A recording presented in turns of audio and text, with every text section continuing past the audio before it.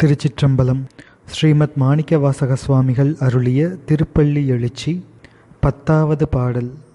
புவனியில் போய் பிறவாமையில் நாள் நாம் போக்குகின்றோம், அவமே இந்த பூமி சிவன் உய்யக் கொள்கின்றவாறென்று நோக்கி, திருப்பெருந்துறை உறைவாய் திருமாலாம் அவன் விருப்பு எய்தவும் மலரவன் ஆசைப்படவும் நின் அலர்ந்த மெய் கருணையும் நீயும் அவனியில் புகுந்து எமை ஆட்கொள்ள வல்லாய், ஆரமுதே பள்ளி எழுந்தருளாயே. திருப்பள்ளி எழுச்சி என்ற பிரபந்தத்தில் இது 10வது மற்றும் நிறைவு பாடலாகும். இதன் பொருள் பின்வருமாறு: இந்த மண்ணுலகில் சிவபெருமான் உயிர்களை உய்யும் பொருட்டு ஆட்கொள்கின்றார். இந்த பேறு மண்ணுலகத்தில் வந்து பிறந்தால் மட்டுமே கிடைக்க கூடிய பேறு. எனவே இந்த பூமியில் போய் நாம் பிறக்காமல் இங்கே நாம் வாழ்நாட்களை வீணே கழிக்கின்றோமே என்று திருமாலும் பிரம்மாவும் ஆசை கொள்கின்றார்கள், இந்த பூமியில் மேல் வந்து பிறக்க வேண்டும் என்று. அத்தகைய இந்த பூமியில் திருப்பெருந்துறை எனும் தலத்தில் நிலையாக வீற்றிருக்கும் சிவபெருமானே, உன்னுடைய அருட்சக்தியும் நீயும் பூவுலகில் வந்து வலிய வந்து எங்களையும் அடிமை கொள்ள வல்லவனே, ஆரமுதம் போன்றவனே, துயில் உணர்ந்து அருள்வாயாக என்று மணிவாசக பெருமான் பாடுகின்றார்.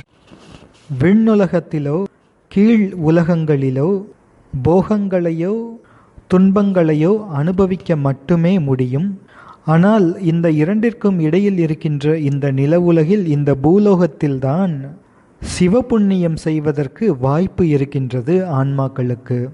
எனவே வைகுண்டம், சத்தியலோகம், தேவலோகம் முதலிய உயர்ந்த உலகங்களெல்லாம் பெற முடியாத பெருமையை இந்த பூமி பெறுகின்றது. ஏனென்றால் இந்த நிலவுலகில் இருக்கின்ற பக்குவப்பட்ட ஆன்மாக்கள் மீண்டும் பிறவிக்கு வராமல் முக்திக்கு செலுத்துகின்ற அந்த வழி இங்கேதான் இருக்கின்றது. அத்தகைய பக்குவ ஆன்மாக்களை இறைவன் முக்தி உலகத்திற்கு செலுத்துகின்றார். எனவே இந்த பூ உலகத்தில் நாம் சென்று பிறந்தால் சிவபெருமானால் உடனே ஆட்கொள்ள பெற்று உய்வு அடைந்திருப்போமே. அவ்வாறு பூமியில் போய் பிறக்காமல் நாம் நாட்களை வீணாக கழிக்கின்றோமே.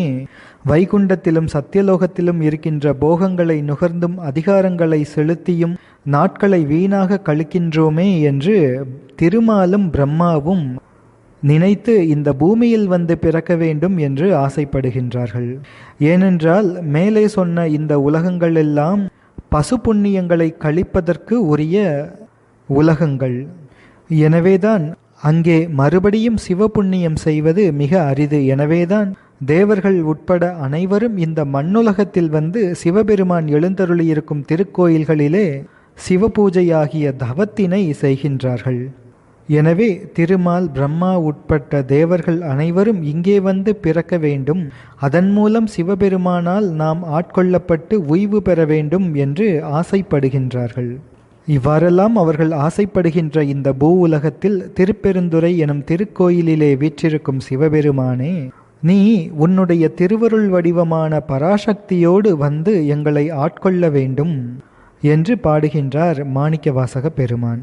திரோதான சக்தி என்பது குவிந்துள்ள மொட்டு போன்று இருப்பது. ஒரு மொட்டு அதன் உள்ளே இருக்கின்ற மகரந்தம், தேன், நறுமணம் முதலியவற்றை மறைப்பது போல திரோதான சக்தி விளங்குகின்றது. அதுவே ஆன்மா மலபரிபாகம் எய்திய நிலையில் அந்த திரோதான சக்தியே அனுக்கிரகம் எனும் அருட்சக்தியாகி உயிர்களின் அந்த மறைப்பை நீக்கி அனைத்தையும் வெளிப்பட காட்டுகின்றது. எனவே பெருமானின் கருணையை அலர்ந்த மெய்க்கருணை என்று பாடுகின்றார் மாணிக்கவாசக பெருமான். மெய்க்கருணை என்றால் மெய்யாகிய சத்துப்பொருளை காட்டும் திருவருள் என்று பொருள். எனவே அத்தகைய திருவருளும் நீயும் வந்து எங்களை ஆட்கொள்ள வேண்டும் என்று பாடுகின்றார். திருவருள் என்பது குணம், இறைவன் என்பவர் குணி. குணியிலிருந்து குணத்தை பிரிக்க முடியாது. எனவே இவ்வாறு இறைவனுக்கும் அம்பிகைக்கும் இடையே உள்ள சம்பந்தம், அதாவது இறைவனுக்கும் திருவருளுக்கும் இடையே உள்ள சம்பந்தம் என்பது தாதான்மிய சம்பந்தம் என்று சித்தாந்தத்திலே கூறப்படுகின்றது. எனவே இறைவனே, நீ உன் திருவருளோடு இணைந்து வந்து எங்களை ஆட்கொள்ள வேண்டும் என்று பாடுகின்றார்.